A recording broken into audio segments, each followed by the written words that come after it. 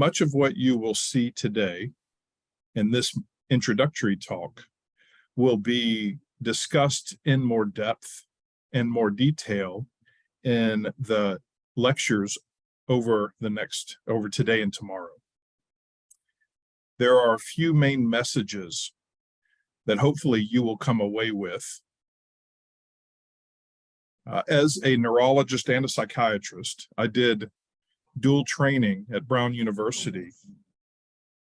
And so I view this disorder and these patients from a combined perspective, brain and mind, brain and behavior, two sides to one coin, not as split into different silos of neurology and psychiatry, but rather as Ahora joining necesitamos la of the two. presentación en full screen, por favor. These are my disclosures. I'll be discussing some of the work that's been funded by various organizations and some of the literature that's available. I said a minute ago that there are some main messages from this talk and hopefully from this conference that you will come away with. Number one, functional neurological disorders are common. Number two, FND conversion disorder are costly to the patient and to the healthcare system. Number three, these disorders are diagnosable. And number four, these diagnoses are treatable. Those are the four main messages: common, costly, diagnosable, treatable. And hopefully you'll see that both in this introductory lecture and in the lectures to follow. This is the second time that I've addressed the clinicians at Clinica Alemana. In 2009, there was a partnership between the International League Against Epilepsy and the Epilepsy League of Chile. And I was able to come down to Santiago, Chile, and meet up with one of your colleagues, Alejandro de Marinas, and was able to visit your clinic. So I've been on your campus, and it was such a wonderful time to be able to work together to develop partnerships and friendships, and hopefully at some point I'll be able to join you again. That cross-cultural exchange, neuropsychiatrically, medically, we were able to produce some research comparing standard medical care for patients with non-epileptic seizures in Chile and in United States from that partnership. So hopefully, as Dr. Canals mentioned earlier, creating some bridges here, we might be able to do future work together. I said earlier that FND conversion disorder are common. Whether you are in neurology or psychiatry, of course you're going to see it, but you're also going to see it very often in other medical professions. So whether it's non-cardiac chest pain in cardiology, or whether it is Globus syndrome for otolaryngologists, or whether it's multiple chemical sensitivity for allergy immunology, you are going to see these very, very common disorders. Sure. This full screen. How's that? Sure. Also, with regard to in neurology and psychiatry, a number of people will make the comment, well, I do epilepsy, so I see patients with seizures. I do movement disorders, so I see patients with tremors. I do neuropsychology as a PhD neuropsychologist, and so I see people with cognitive disorders.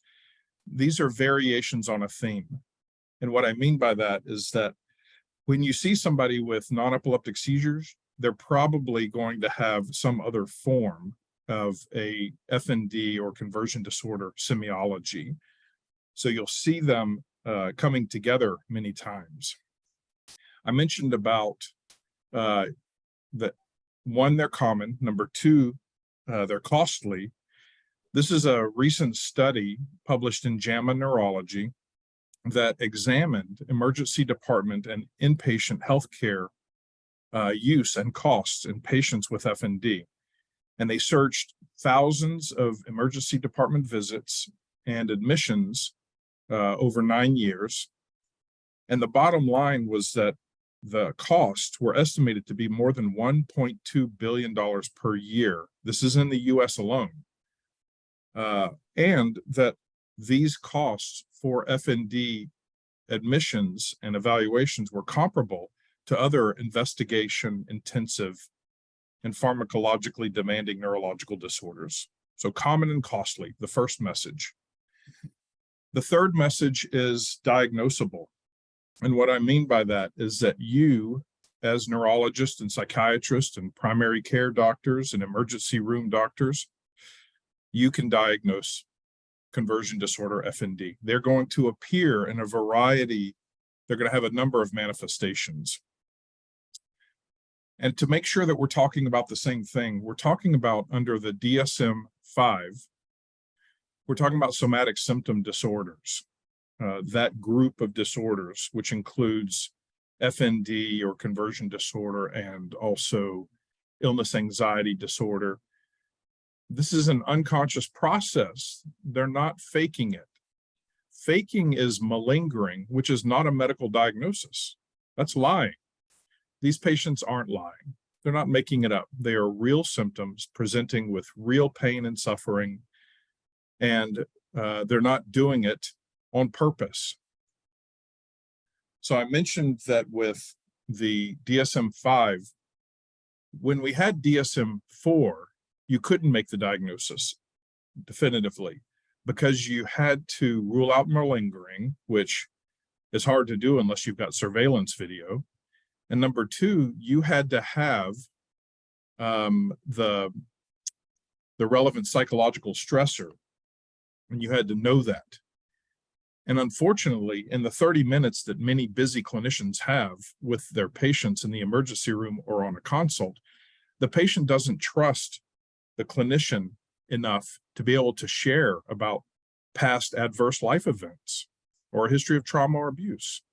So all that you could do in the past with DSM-4 criteria was to say, rule out conversion disorder, could be, and it didn't give a definitive diagnosis. As an advisor to the DSM-5, we recommended to change the criteria. And one of the main changes was we realized that psychologicals are still present in this population and they're relevant, but we relegated it to a note as opposed to diagnostic criteria. The other thing that we did was make it a rule-in diagnosis. And what I mean by that is by you doing your neurologic and physical exam, you will demonstrate clinical findings, provide evidence of incompatibility between symptoms and recognized neurological disorders or medical disorders. Thus, documenting on exam what the abnormality is, you can rule in the diagnosis. For those who aren't familiar with the various signs that are very common in FND, this is a wonderful paper in JAMA Neurology in 2018. Some of the speakers today we are co-authors on this paper, and you'll see things like the Hoover sign, or you'll see a tubular vision field defect. When you see those signs, you can document them on your exam, along with many others. The other thing to realize is that the comorbidities are the exception, or are the rule, not the exception in FND.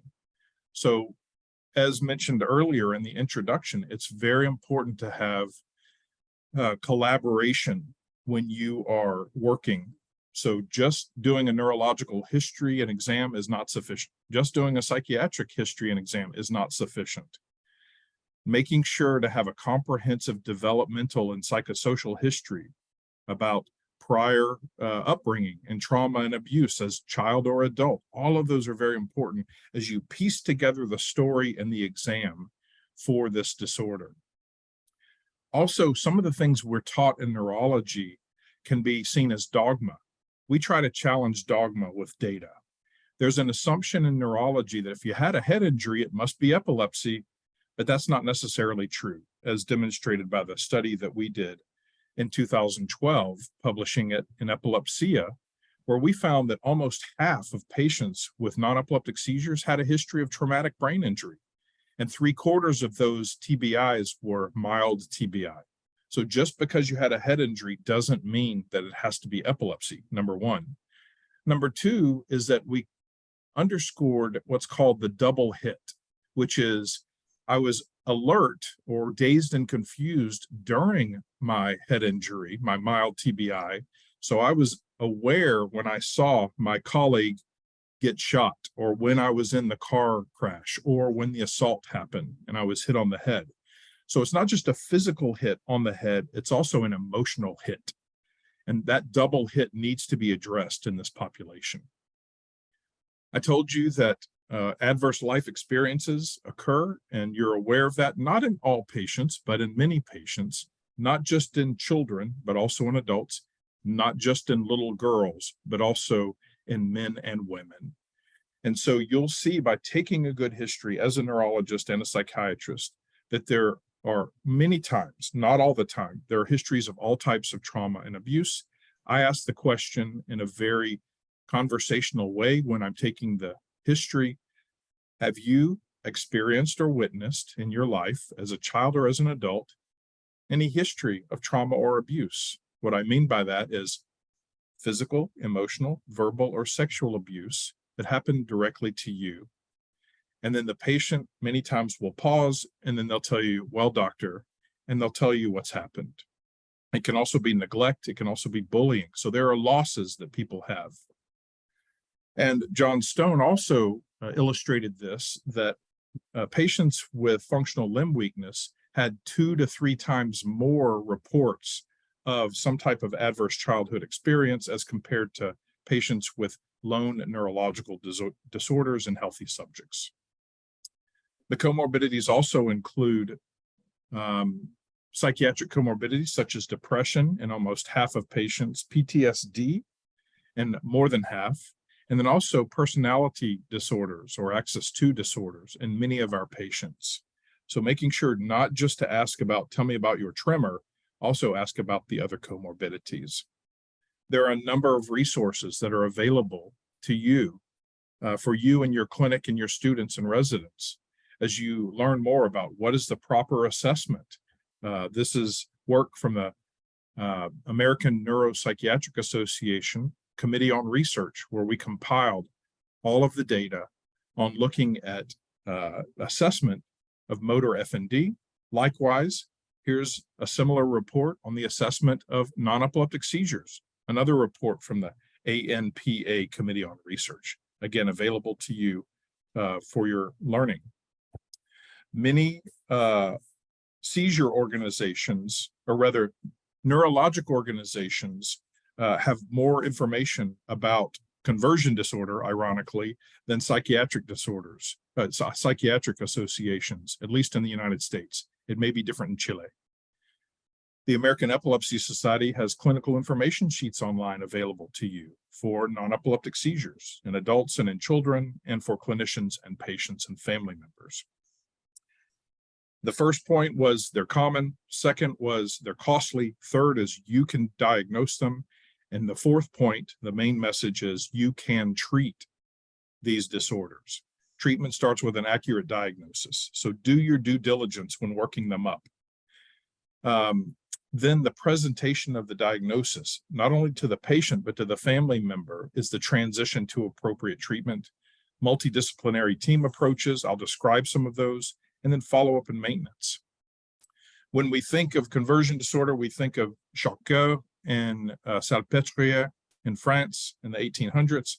We might think of Freud in Vienna and London. And as neurologists in those days, those were the people, the clinicians, who were trying to understand this from brain and mind perspectives. We're trying to get back to that today, where we understand it instead of separate it out as neurology and psychiatry. In the US, you used to be able to admit patients inpatient for FND and now for conversion disorder, and now we're not. So we've transitioned to outpatient treatments using rehab and psychotherapies and sometimes psychotropics. We'll talk about those. We were asked at the beginning of 2020 to review the past decade in motor FND. And again, many of the people you see on this paper, some of them will be speaking today with you. So working with this wonderful group of collaborators, we were able to summarize just how much the field has advanced in the past 10 years, going from somewhat of progress in the past 30 to 40 years to significant progress in the past 10 years. And you'll see that things like Botox do not work for this, that online education and self-help has minimal impact. But then when combining physiotherapy and multidisciplinary rehab with psychotherapeutic elements, that's where we see the most advances in treatment for patients with motor FND and what has been called psychogenic movement disorder. There are multidisciplinary rehab models that exist that Catherine Lefevre had used from her work. And then again, using specific physical therapy, which you'll hear about today, and cognitive behavioral interventions, which some people might talk about today. I'll talk about different types of approaches. The combination is where people receive benefit. As you see in the motor retraining program, some of the principles was that it was done in a 1-week setting over the course of the week and seen by a multidisciplinary team. Another advance that's happened in the past decade is that now you have resources where you can give to the rehab team. Many times in the past, the physical therapist or the occupational therapist would say, I see patients with stroke or with acquired brain injury. I don't know how to treat somebody with conversion disorder. There are a number of new consensus statements for physical therapy and for occupational therapy, as you see here, and for speech and language therapy, where you can give these articles and these consensus statements to your rehab team to educate them as you work together in a multidisciplinary fashion. I mentioned earlier that self-help guides are out there. Some people are using them. These are based on more conventional CBT approaches, but you might have other approaches, which I can describe now. We've used our approach not only in seizures, but also in psychogenic movement disorder or functional motor disorder, as was published in Movement Disorders in 2009 with videos. We've also, other people who've used our approach in Cincinnati, Alberto Espe, movement disorders expert, has used it in patients looking at functional MRI and showing differences in MRI connectivity in patients with functional tremor as compared to those with healthy controls. We've tried to approach this disorder since finishing the combined residency in 2001 from a systematic perspective. And initially, we tried to treat it with medication, as what many times we do as physicians, to find the pill that'll fix it. But unfortunately, there's not a pill that will fix this. Also, we looked at psychotherapy, and then we've also looked at in clinic and in video with video telehealth. We've also looked at using this intervention in patients with epilepsy and non-epileptic seizures, psychogenic movement disorders, and also we've looked at mechanisms using fMRI and biomarkers. I won't go in depth into the biomarker studies. Maybe that'll be a future lecture with you. But right now, I'll just say that this is one way that we're trying to bridge brain and behavior. So as I mentioned, we tried to fix this with a pill in our National Institutes of Neurological Disorders and Stroke initial K23 award. We were able to conduct a pilot RCT And we found a 45% reduction in seizures and an 8% increase in 45% reduction in seizures in those who received an SSRI versus 8% increase in those who received placebo. What that showed us is that it doesn't fix everything, but it may treat some of the comorbidities. We looked at psychotherapies, a neurobehavioral treatment that was initially used for epilepsy, that we asked for permission to modify it to include not only epilepsy, but also non-epileptic seizures. And with that permission, we were able to do an initial trial in 2009, and then a multi-center pilot RCT in 2014 that was published in JAMA Psychiatry. And what we showed is that the two therapy-containing arms showed a significant reduction in seizures, comorbid symptoms, improvement in functioning, and quality of life. The medication, the SSRI arm, had a reduction in depression, as would be expected. It was an antidepressant, and also showed a trend in seizure reduction. One of the main points was that standard medical care, that's the care that's delivered at all epilepsy centers in the US, showed no significant reduction in seizures or in secondary outcomes. And that showed us that we need to do something different for the many, many patients who come to us with functional neurological disorders. Here are the data showing the significant reduction in in neurobehavioral therapy. Back then it was called cognitive behavioral therapy informed psychotherapy. I'll tell you why it's not that, actually. And then we showed the seizure reductions in the two therapy arms, the trend in the SSRI arm, and then the no significant improvement in standard medical care. We've also used this prior to the pandemic, using video telehealth with veterans around the US, and we found a significant reduction of 46% reduction per month over the course of the treatment using telehealth, so they don't have to come to our clinic in Providence, Rhode Island. We can see them remotely. And we were able to show that there was a similar reduction via telehealth as there is in clinic.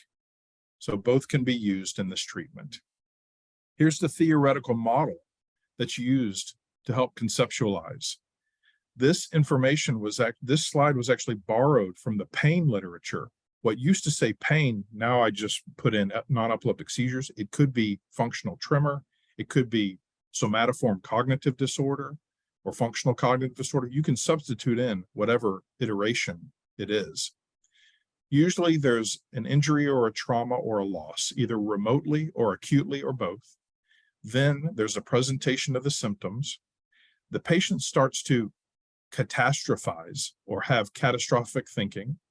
They fear the next seizure of the unknown. They avoid external environments. They're hypervigilant to internal somatic cues. And then they get into a pattern of disuse, disability, and depression. This vicious cycle, unfortunately, takes over many patients' lives. What we do with our treatment, that I'll describe in a minute, is that we equip the patient so that they can make these links, and they use the tools to break these links, moving from this vicious cycle to this virtuous cycle of confronting their fear and moving into recovery. I said earlier, it's not cognitive behavioral therapy. You may hear some talks on CBT. That's not what this intervention is. Neurobehavioral therapy is a multi-modality psychotherapy that targets the known pathologies in patients with FND in 1 hour weekly individual sessions where the patient completes the workbook in between appointments and brings the completed workbook to the session to review with the seizure counselor, the movement disorder counselor, the person who's trained to deliver this intervention. It's multimodality because it draws from the best of the different psychotherapeutic modalities, whether it's psychoeducation or motivational interviewing or interpersonal therapy to help them learn about communication, or there are some conventional CBT elements to it, but also there are some dialectical behavioral therapy elements to it. Once they're equipped with all of these tools, then they can go into that hard, feared place, usually a past trauma or abuse, and there are some psychodynamic elements to them. helping them to make the unconscious conscious, making the implicit explicit, and being able to associate the past with the present symptoms, bridging those two, then breaking those two. That's really the power of this treatment that's delivered in 12 time-limited sessions. I mentioned earlier that now that you can treat this disorder, we were trying to better understand mechanisms. So we received U.S. Department of Defense funding to be able to study civilians and veterans who have histories of traumatic brain injury and epilepsy, or traumatic brain injury and non-epileptic seizures, to look at connectivity differences in these patients. Our study, we've completed enrollment, and we are now publishing on those. Again, I won't go into great detail in light of this general overview, but I will say that with comparing fMRI before receiving the 12-session neurobehavioral therapy to fMRI after receiving the therapy, in these three different groups, TBI alone with no seizures, TBI with epilepsy who received neurobehavioral therapy, and TBI with non-epileptic seizures who received neurobehavioral therapy, we've been able to find white matter changes, both structural and functional connectivity changes after receiving neurobehavioral therapy in the patients with seizures. And this is just one example of those studies published this year in Annals of Neurology, showing white matter changes in patients with TBI and functional seizures. All this to say that when trying to explain it to patients, we don't simply say, oh, well, it's because you had trauma in the past. That is one piece of it, but also there's a neural network component to this. You'll hear more about that in the talks today. As part of the general overview, realize that there are a number of areas that may be implicated in neural network abnormalities in patients with functional neurological disorder, conversion disorder. I mentioned about the 12-session workbook. Oxford University Press asked us to publish it in 2015 so that it's available to people around the country and around the world. And so patients get the Taking Control of Your Seizures workbook and use it for epilepsy or for non-epileptic seizures. Therapists or seizure counselors can read the therapist guide to look at the nuances in treating these patients. I've been asked to train people around the US and Canada, and doing that via remote supervision, 1 hour weekly supervision, viewing the treatment sessions on video. And so you see on this slide, civilian hospitals around the country where neurologists, psychiatrists, psychologists, neuropsychologists, epileptologists, and social workers have been trained. So this isn't just something for send them to psychiatry. We have epileptologists around the country who are incorporating this into their epilepsy clinic. The VA, the Veterans Administration, is the national organization that cares for our veterans in the United States. They also have asked me to train clinicians around the country. So we've done that too. Again, epileptologists, neurologists, neuropsychologists, neuropsychiatrists, psychiatrists, psychologists, social workers, and nurses around the country are treating patients with this disorder, with this neurobehavioral intervention. You'll hear from Dr. Lopez later today, or later in the conference, and she's been trained and has a clinic in Miami. Earlier, the idea that, well, what does a clinic look like? Here's what one example of a clinic looks like. This is from a paper in Neurology Clinics last year, where one of my trainees, Dr. Beimer, has incorporated, as an epileptologist, neurobehavioral therapy, the workup, the treatment, and then the multidisciplinary clinic in a workflow that allows for patients to be seen in a comprehensive manner. All this to say that there are sites around the country now where veterans and civilians can receive neurologic workup, psychiatric intervention, and psychotherapy and rehab for these complex disorders. We've trained people around the country, as you can see in the US and in Canada. And then in the VA Mind Brain program, We've been able to partner not just with Epilepsy Centers of Excellence, but also with the Parkinson's Disease Research Center, the movement disorders, headache, and also next year with polytrauma and traumatic brain injury. There used to be indirect evidence, and now there's more direct evidence that treatment works in these patients. There are a number of different approaches. I told you about a couple: conventional CBT and also our multidisciplinary neurobehavioral therapy, but you may have other approaches. Ours is an integrative, holistic, whole person, patient-led, therapist-guided therapy, and there are other ways to do it. And so with treatment targets in epilepsy and movement disorder, we really think about channels and synapses and circuits. In FND conversion disorder, targets think about not only the biological, but also the psychological, the cognitions, emotions, behaviors, and language. And then ultimately helping somebody to express their distress in a healthy verbal manner. That's where we see many of these patients improve. So when I describe what non-epileptic seizures are, or in any other case, whether it's psychogenic movement disorder or functional motor disorder or other manifestations, I'll explain to the patient. You have a neurological manifestation of an underlying psychological conflict or stressor and a behavioral expression of neural network dysfunction. It's not either or, it's both and. And when people realize that the past can affect the present and that brain and behavior are related, that's when they can make great progress. So to wrap up this general overview, it's important for you to make a proper diagnosis. You have video EEG that you can use to definitively to confirm your suspected non-epileptic seizures. Explain it to the patient and the family. Create a problem list looking at what I call the 3 Ps. I wrote this in 2002: predisposing factors, precipitating events, perpetuating factors.